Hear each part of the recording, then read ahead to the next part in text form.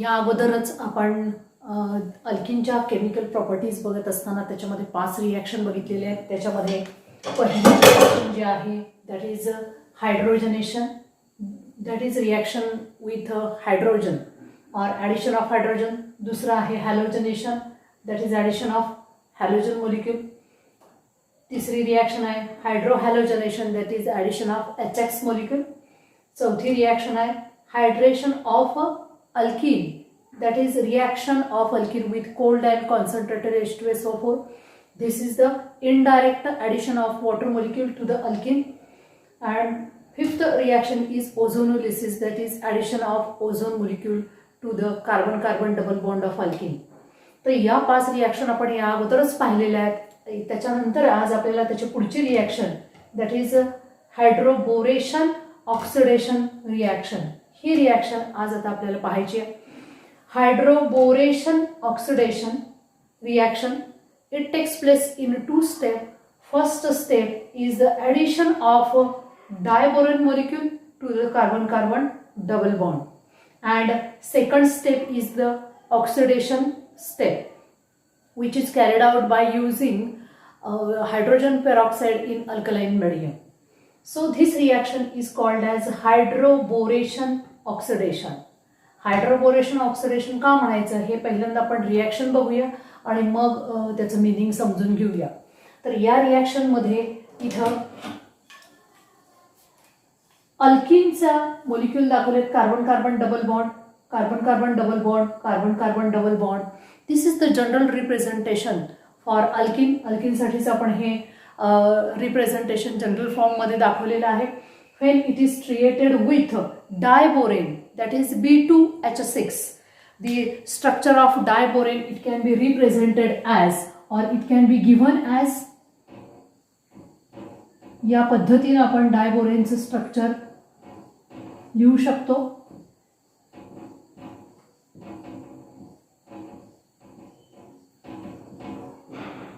B2H6 हायड्रोजनची संख्या 1 2 3 4 5 6. B2H6, this molecule it can be represented as twice BH3. हा molecule या पद्धतीने का रिप्रेझेंट केलेला आहे? कारण या ठिकाणी स्ट्रक्चर तुम्ही बघितल्यानंतर तुम्हाला ते व्यवस्थित लक्षात येणार आहे. या ठिकाणी आपण या पद्धतीने जर लाईन टाकली तर हा मला BH3 आणि हा झाला BH3. या पद्धतीनं it can be represented as twice BH3, that is B2H6 which is diborane. तर या ठिकाणी अल्केनची रिॲक्शन जेव्हा डायबोरेन बरोबर in presence of tetrahydrofuran as a solvent म्हणून आपण tetrahydrofuran which is abbreviated as THF. Tetrahydrofuran it is used as a solvent म्हणून tetrahydrofuran त्या ठिकाणी वापरलेला आहे. तर या रिॲक्शन मध्ये पहिली स्टेप जी आहे ती addition of diborane. This is the first step first where we have to add this diborane molecule to the carbon carbon double bond of alkyne. अल्किनच्या कार्बन कार्बन डबल बॉन्ड जवळ आपल्याला तो add करायचा आहे.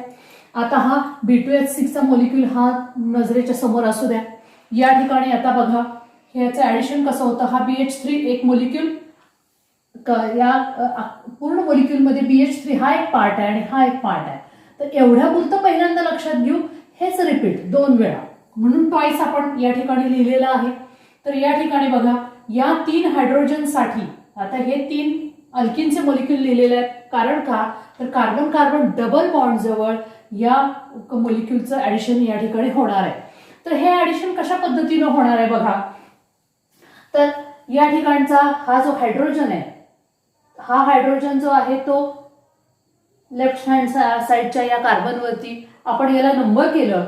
समजा हा कार्बन आहे तो तुमचा 1 नंबरचा आणि हा 2 नंबरचा कार्बन.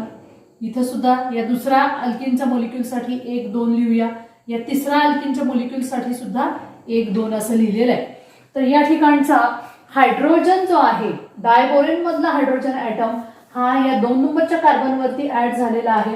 तर त्यामुळं हा CH3 किंवा या ठिकाणी हायड्रोजन या ठिकाणी येईल.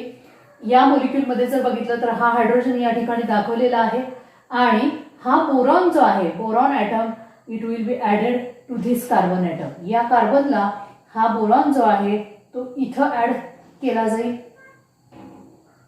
हे पहिल्या हायड्रोजनसाठी झालं. आता दुसऱ्या हायड्रोजनसाठी याच पद्धतीने दुसरा अल्किनचा मॉलिक्यूल त्या ठिकाणी लागेल. हा दुसरा हायड्रोजन जो आहे तो या 2 नंबरच्या कार्बनवरती ऍड होईल, त्यामुळं हा हायड्रोजन इथं आलेला आहे आणि हा बोरॉन आहे तो या 1 नंबरच्या कार्बनवरती.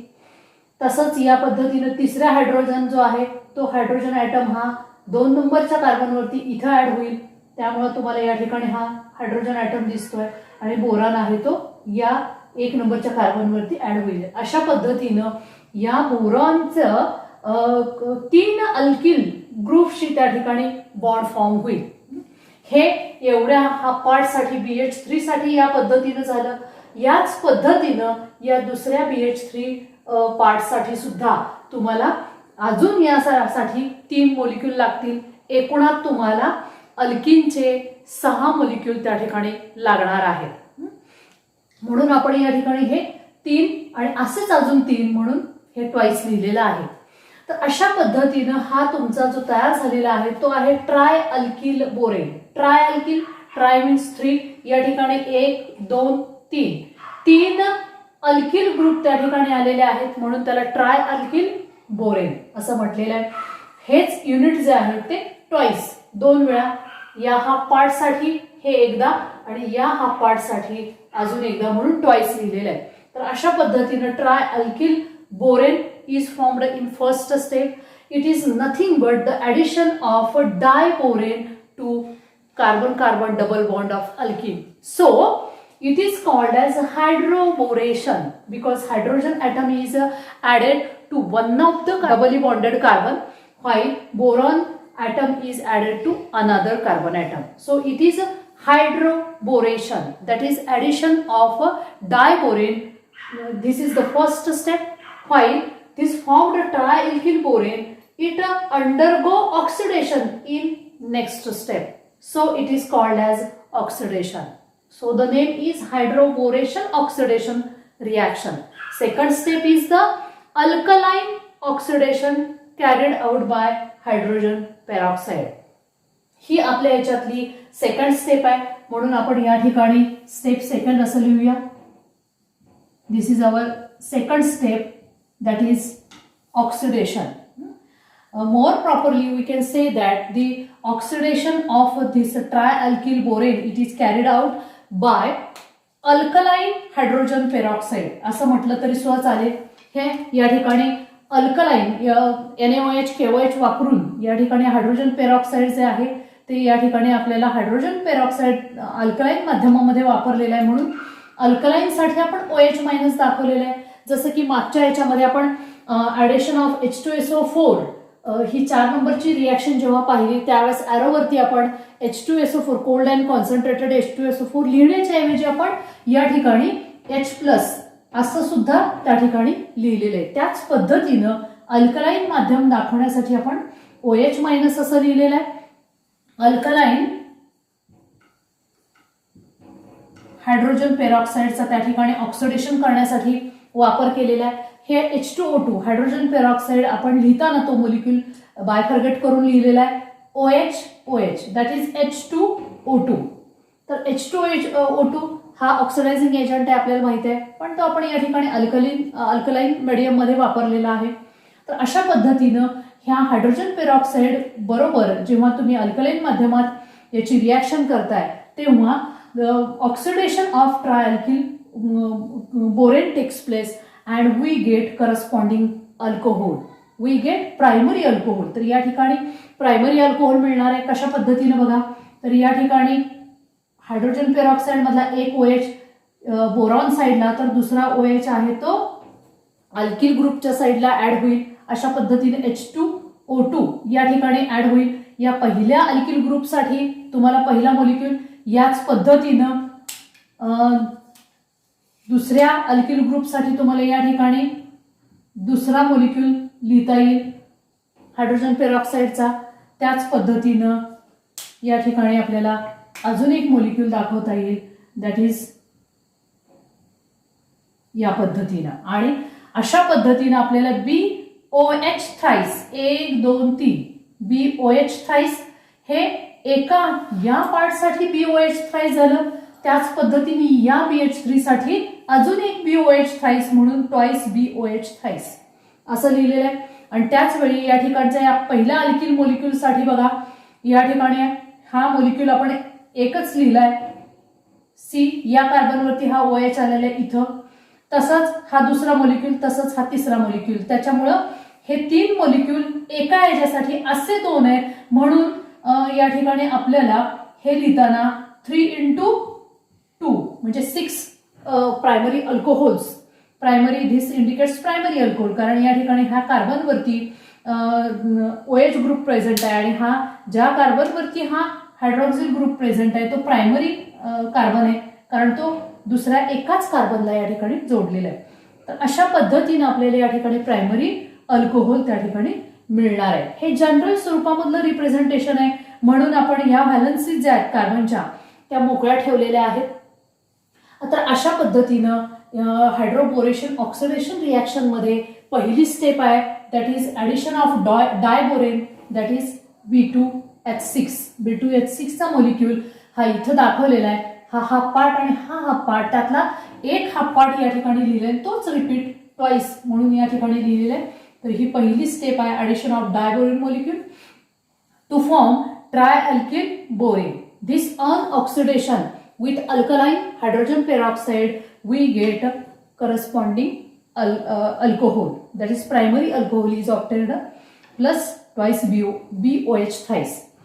आता या पद्धतीनं या ठिकाणी पुढची काही एक्झाम्पल्स दिलेली आहेत, पण या ठिकाणचं हे ॲडिशन जे आहे डायबोरेनचं, इट अपियर्स टू बी और it looks likes to be anti Markovnikov addition. Anti मार्कोनिकॉफच्या रूलनुसार ॲडिशन झाल्यासारखं ते भासतं, त्या पद्धतीनं होतं. So here we get primary alcohol, म्हणून आपल्याला या ठिकाणी प्रायमरी अल्कोहोल मिळालेला आहे. This point is to be noted, आणि तो पॉइंट आपण या ठिकाणी लिहिलेला आहे. म्हणजे hydroboration oxidation reaction it can be used to get the primary alcohol because here the addition of diboron takes place like that of anti-Markovnikov addition. anti-Markovnikovच्या addition सारखं हे ॲडिशन होतं, म्हणून याचा उपयोग हा प्रायमरी अल्कोहोल तयार करण्यासाठी या पद्धतीनं केला जातो. तर या पद्धतीने अजून काही त्या ठिकाणी रिॲक्शन दिलेले आहेत. त्याच्यामध्ये दुसरी रिॲक्शन जी आहे ती इथिनची आहे. This is our ethene. When ethene is treated with diborane in presence of tetrahydrofuran, that is THF, what should be the product? त्या ठिकाणी प्रॉडक्ट काय असेल, तर त्या हा आता तुम्हाला लगेच त्या ठिकाणी सांगता येईल की कार्बन कार्बन डबल बॉन्ड जवळ B2H6 चा मॉलिक्यूल ऍड होणार आहे आणि त्या ठिकाणी आपल्याला करस्पॉन्डिंग अल्कोहोल मिळणार आहे. म्हणजे यातला CH2 वरती इकडे तुम्हाला OH आणि इकडं जो आहे तो यातला हायड्रोजन जाणार आहे. त्याच्यामुळं हे 6 मॉलिक्यूल लागणार आहेत, कारण इथं जनरल स्वरूपामध्ये आपण लिहिलेले आहेत ते हे 3 आहेत आणि असे 2 म्हणजे 3 दोन्ही 6 अल्किनची मॉलिक्यूल, त्यामुळे आपण या ठिकाणी रिप्रेझेंट केलेलं आहे. तर तयार होणारा प्रॉडक्ट काय असणार आहे, अर्थातच 2 कार्बन असणारा alcohol, that is CH3 CH2 OH म्हणजे इथेनॉल तयार होणार आहे. मग आता या कंपाऊंडसाठी तुम्हाला तयार होणारा प्रॉडक्ट सहजच सांगता येईल. हा तुमचा आहे प्रोपीन. त्याची रिॲक्शन जेव्हा तुम्ही डायबोरेन बरोबर करताय तेव्हा तयार होणारा प्रॉडक्ट अर्थातच काय असेल, तर CH3 CH2 CH2 OH 6 molecules of propan 1-ol are obtained. या ठिकाणचा असणारा प्रॉडक्ट असणार आहे CH3 CH2 CH2 OH, that is propan 1-ol.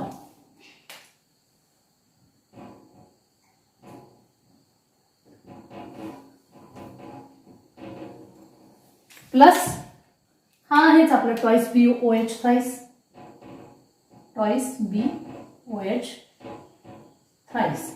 तर ह्या दोन्ही रिॲक्शन ज्या आहेत तुम्ही वहीमध्ये लिहून त्या ठिकाणी पूर्ण करायच्या आहेत. तर अशा पद्धतीनं addition of diborane that is formation of primary alcohol असं सुद्धा म्हणू शकतो, किंवा त्यालाच आपण हायड्रोबोरेशन ऑक्सिडेशन असं म्हटलेलं आहे. तर ही झाली त्याच्यातली 6 नंबरची रिॲक्शन. त्यानंतरची रिॲक्शन आहे दॅट इज पॉलिमरायझेशन, किंवा आपण पहिल्या याच्या अगोदरच्या तासामध्ये त्याला आपण सेल्फ ॲडिशन असं सुद्धा म्हटलेलं आहे. का तसं म्हटलेलं आहे तर पहिल्यांदा आपण पॉलिमरायझेशनची डेफिनेशन समजून घेऊया आणि मग त्याला आपण सेल्फ ॲडिशन का असं म्हटलं तेही बघूया. तर पॉलिमरायझेशनची डेफिनेशन बघताना आपण यामध्ये पॉलिमरायझेशन हा 2 शब्दांचं कॉम्बिनेशन आहे, पॉली आणि मेरॉस. पॉली मीन्स मेनी आणि मेरॉस फॉर मोनोमर.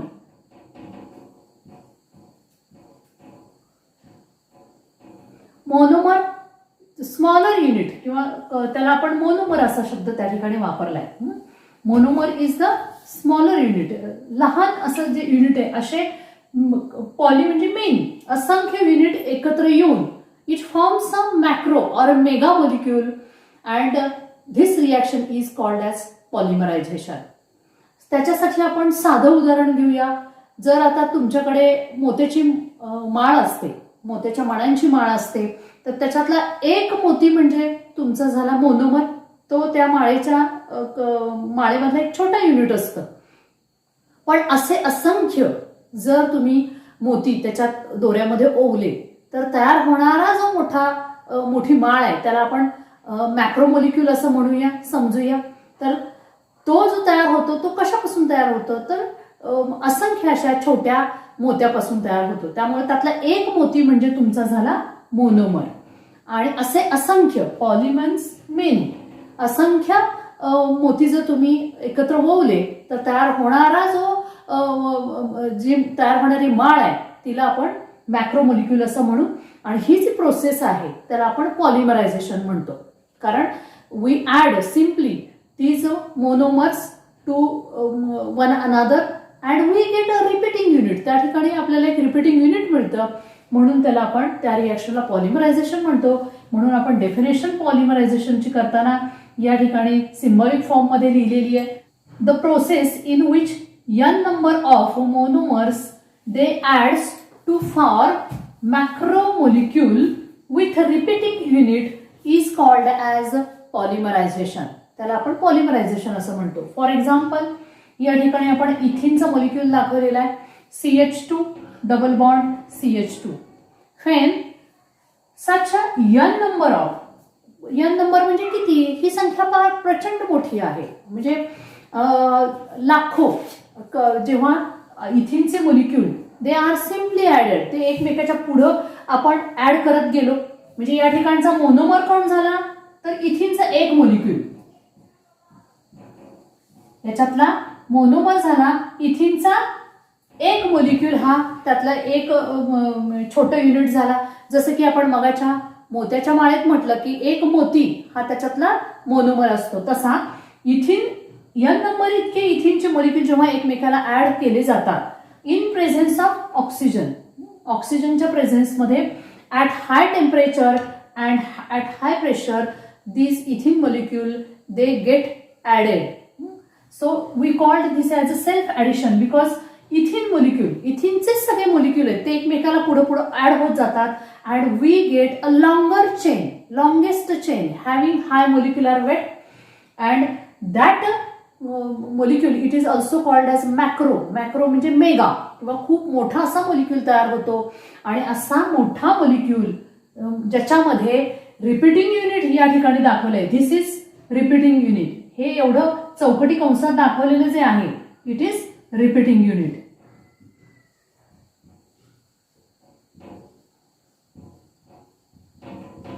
हे एवढं पुन्हा पुन्हा रिपीट होत राहतं. असे किती आहेत तर n नंबर इतके आहेत, असंख्य लाखो त्या ठिकाणी इथिनचे मॉलिक्यूल एकमेकाला ऍड होतात. आणि अशा पद्धतीनं तयार झालेला हा मोठा मॅक्रो मॉलिक्यूल जो आहे त्याला आपण पॉलिइथिन त्याला आपण म्हणताना पॉलिथिन असा शब्द वापरतो. आणि it happens in presence of oxygen at high temperature and high pressure.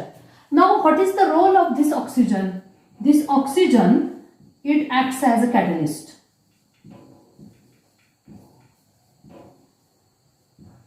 या रिॲक्शनमध्ये हा ऑक्सिजन जो आहे तो कॅटलिस्ट म्हणून काम करतो आणि इथिनचे असंख्य मोलिक्यूल म्हणजे एकाच पद्धतीचे, म्हणून त्याला आपण सेल्फ ॲडिशन असं म्हटले, इथिनचेच मोलिक्यूल इथिनला ॲड होत राहतात आणि असे असंख्य मोलिक्यूल ॲड होऊन आपल्याला खूप मोठा असा मॅक्रो मोलिक्यूल मिळतो. आणि या प्रोसेसला, अशा पद्धतीनं हा मॅक्रो मोलिक्यूल तयार होण्याच्या प्रोसेसला आपण पॉलिमरायझेशन असं म्हणतो. म्हणून आपण पॉलिमरायझेशनची डेफिनेशन केली, the process in which n number of monomers they are added to form a macromolecule with repeating unit. या ठिकाणचं रिपीटिंग युनिट कोणता आहे? तर हा इथिनचाच मोलिक्यूल हाच पुन्हा पुन्हा रिपीट होत राहतो, त्याला आपण पॉलिमरायझेशन असं म्हणतो. तर अशा पद्धतीनं ही त्याच्यातली 7वी रिॲक्शन की जी which come under the addition reaction. Addition रिॲक्शनच्या मध्येच येणारी ही रिॲक्शन त्या ठिकाणी आहे. यानंतर आपल्याला पुढची रिॲक्शन जी बघायची आहे ती आहे हायड्रॉक्सिलेशन ऑर बेअर्स टेस्ट.